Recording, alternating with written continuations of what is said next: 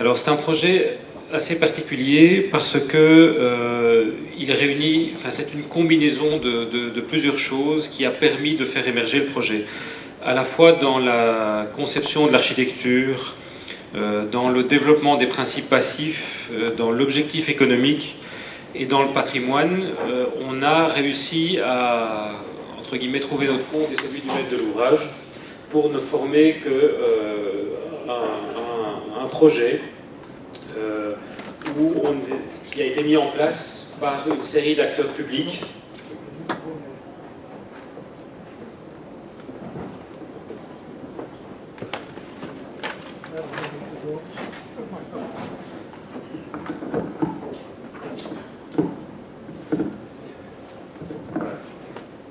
Est-ce que vous m'entendez mieux? Non, ça marchait très bien avant, je pense. C'était très bien, oui. Yes. De tolken kunnen het niet horen, dat is het probleem.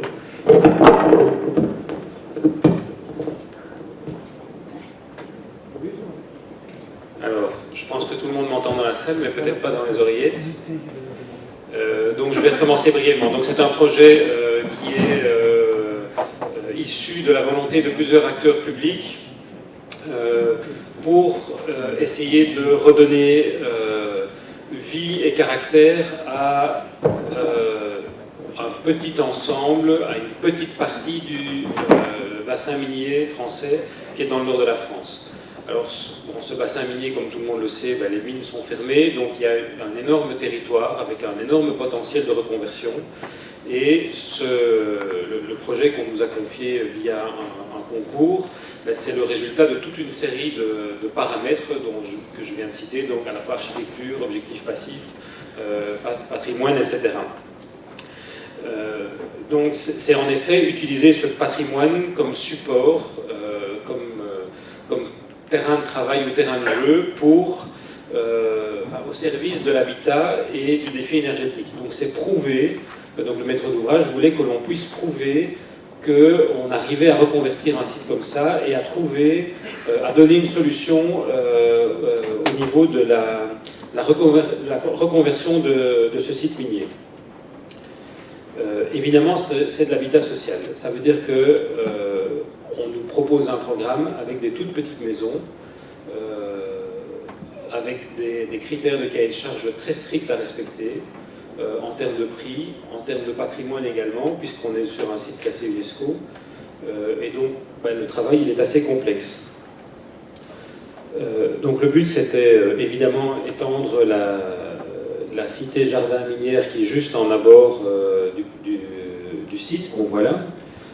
C'est répondre à cette exigence de solutions architecturales, techniques et énergétiques pour le logement. Et c'est évidemment dialoguer avec tout cet environnement classé autour.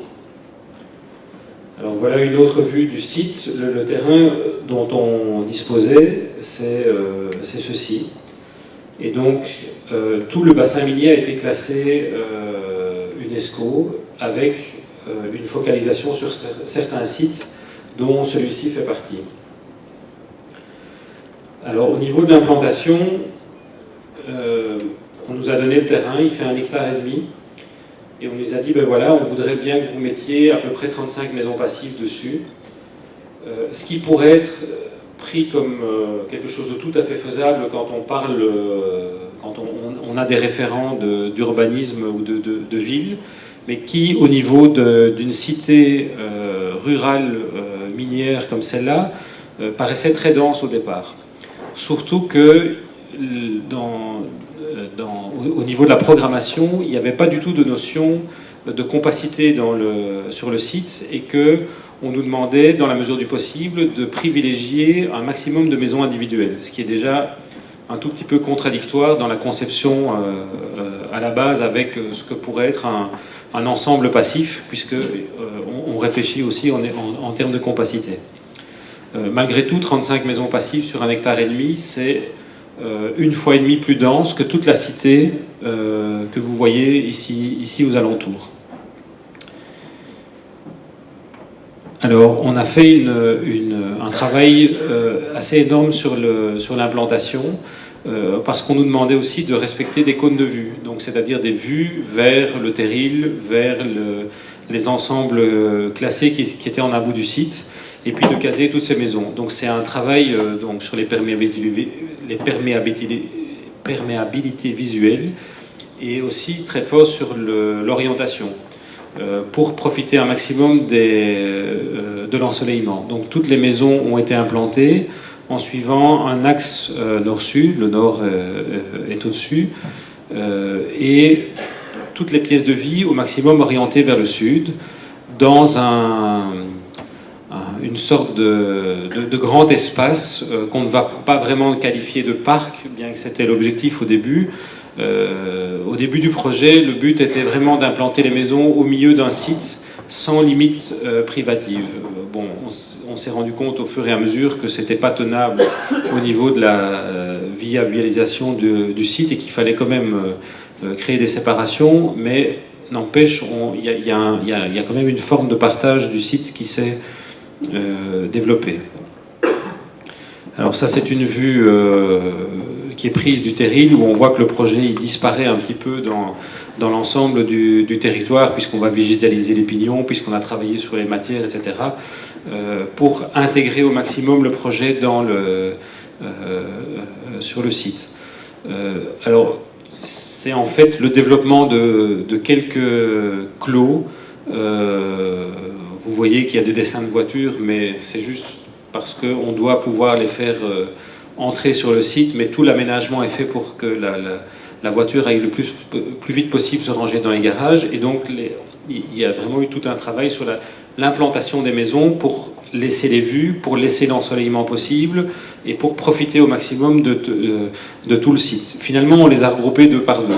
C'est le maximum qu'on a pu faire pour contenter le maître de l'ouvrage et la philosophie qu'il avait de rester dans le concept de maison individuelle duquel il n'y avait pas moyen de sortir, malgré tout ce qu'on a essayé.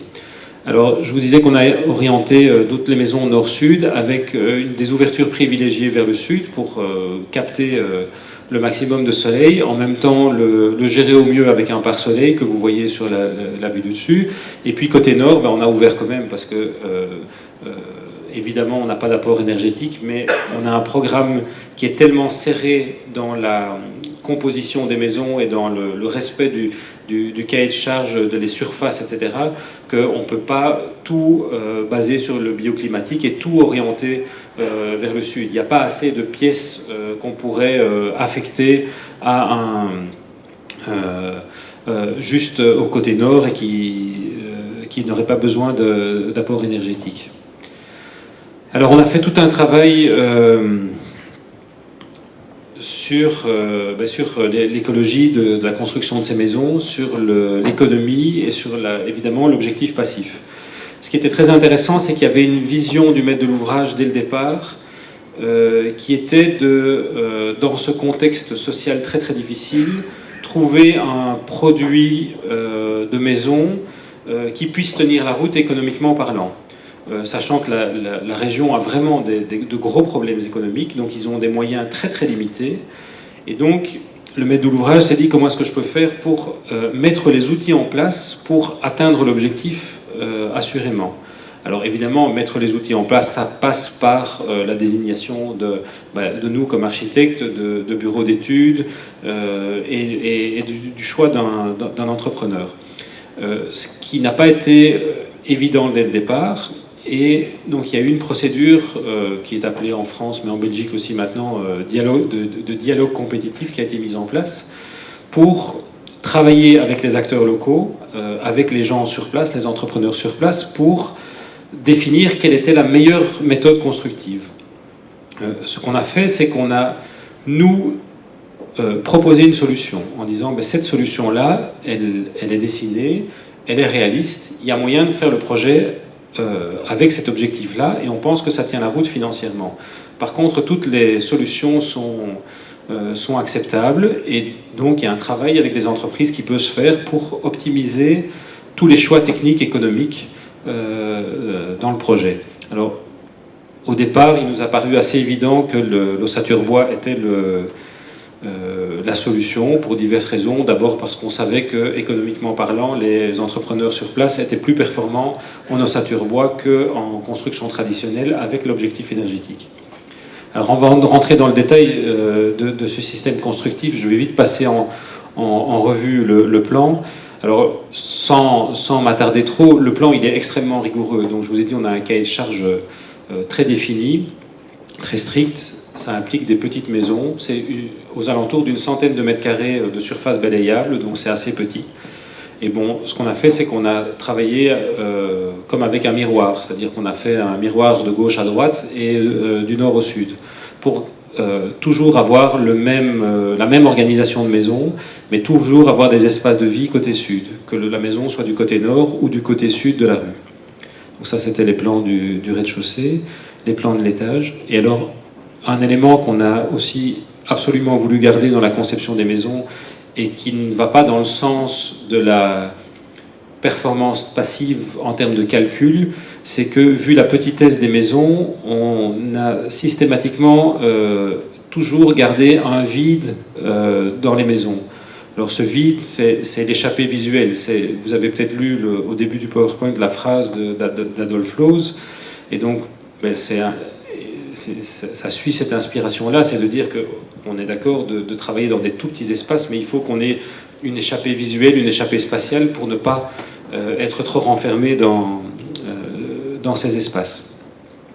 Bon, il y a certaines maisons qui ont un deuxième étage, donc voilà, c'était simplement pour illustrer la rigueur de la conception des maisons. Donc, voilà les détails qu'on a proposés aux entrepreneurs, sachant que c'était un projet pilote, évidemment. Il y avait le maître de l'ouvrage qui est Pas-de-Calais Habitat, qui est un organisme de logement social qui possède 37 000 logements, ce qui est énorme, n'avait jamais fait de logement passif certifié en tant que tel. Donc c'est un projet pilote, évidemment.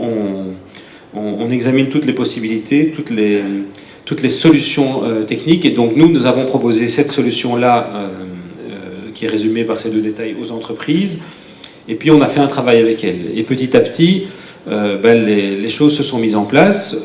On avait évidemment privilégié la préfabrication, en se disant que si on voulait atteindre l'objectif économique, plus le temps du chantier qui est relativement court, en tout cas pour un architecte belge, puisque c'est un chantier qui va durer une année grosso modo pour un budget de à peu près 6 millions d'euros hors TVA.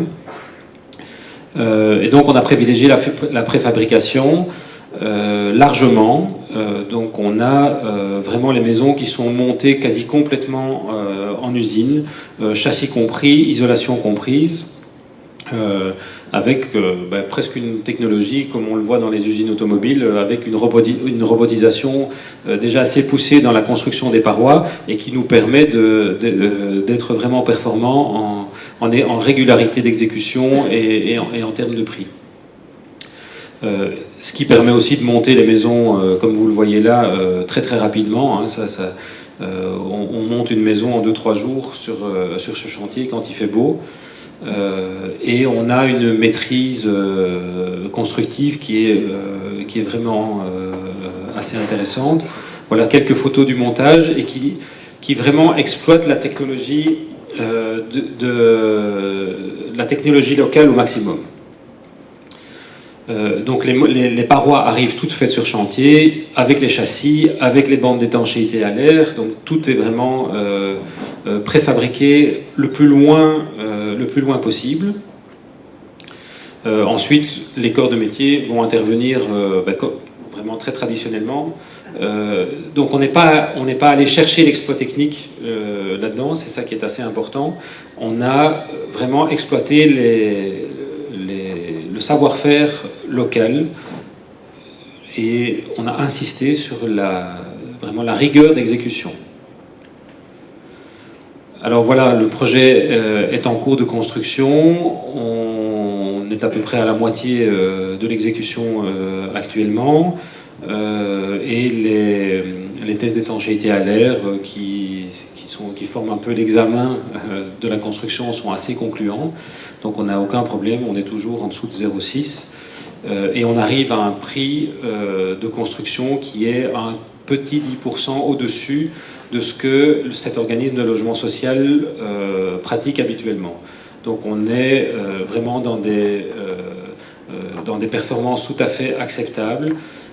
Malgré tout, ils ont un certain mal à commercialiser ces maisons, en tout cas au niveau de la vente, probablement pas au niveau de la location, parce que il y a cette rigueur de prix qui n'est vraiment pas évidente à obtenir. Voilà, rapidement brosser le projet.